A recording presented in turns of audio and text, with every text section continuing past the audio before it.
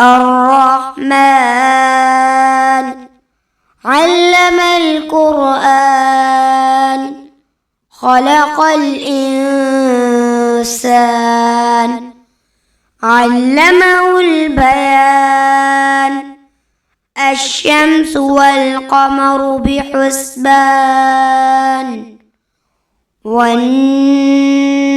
والشجر يسجدان والسماء رفعها ووضع الميزان ألا تطغوا في الميزان وأقيموا الوزن بالقسط ولا تخسروا الميزان والأرض وضعها للأنام فيها فاكهة والنخل ذات الأكمام والحب ذو العصف والريحان فبأي آلاء ربكما تكذبان خلق الإنسان من صلصال كالفخار وخلق الجان من مارج من نار فبأي آلاء ربكما تكذبان رب المشرقين ورب المغربين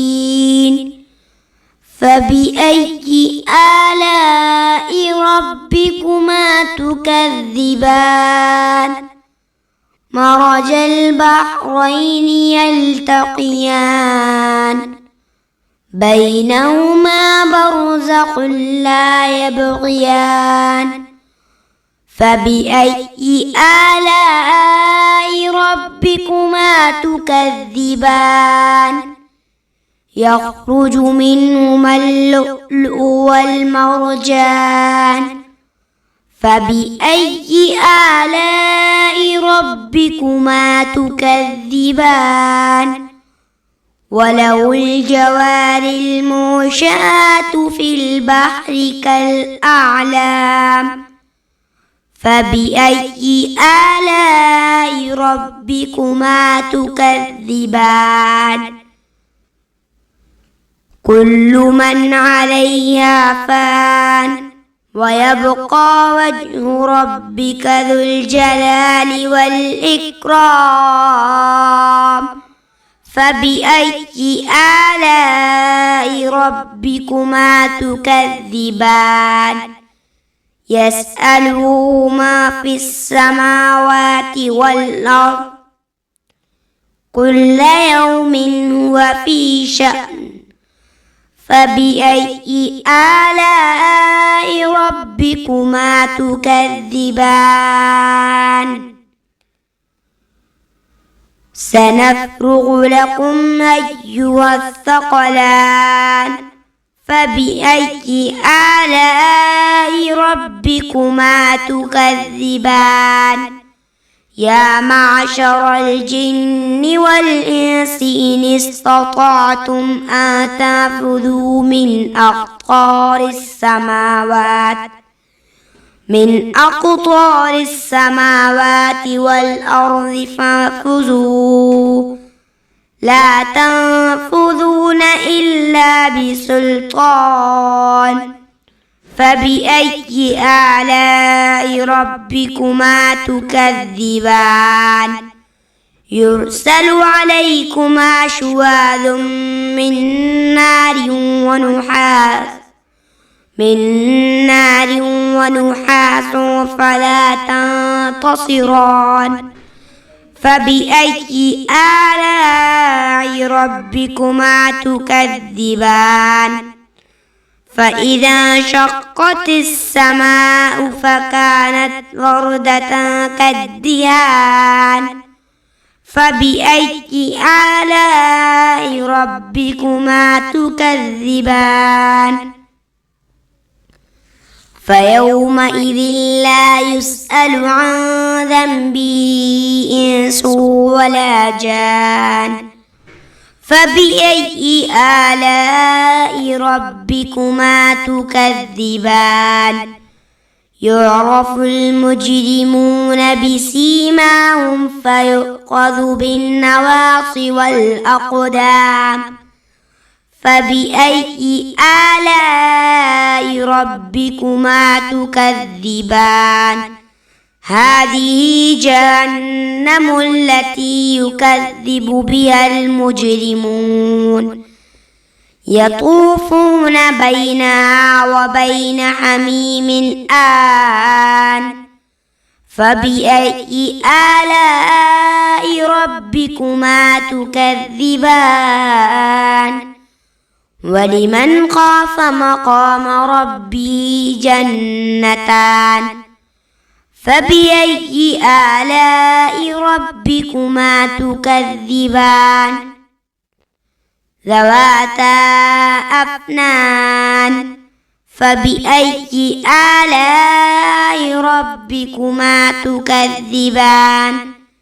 فيهما عينان تجريان فبأي آلاء ربكما تكذبان فيهما من كل فاكهة زوجان فبأي آلاء ربكما تكذبان متكئين على فرش بطائنها من استبرق وجنى الجنتين دان فبأي آلاء ربكما تكذبان فيهن قاصرات الطرف لم يطمثهن إنس قبلهم ولا جان فبأي آلاء ربكما تكذبان كأنهن الياقوت والمرجان فبأي آلاء ربكما تكذبان هل جزاء الإحسان إلا الإحسان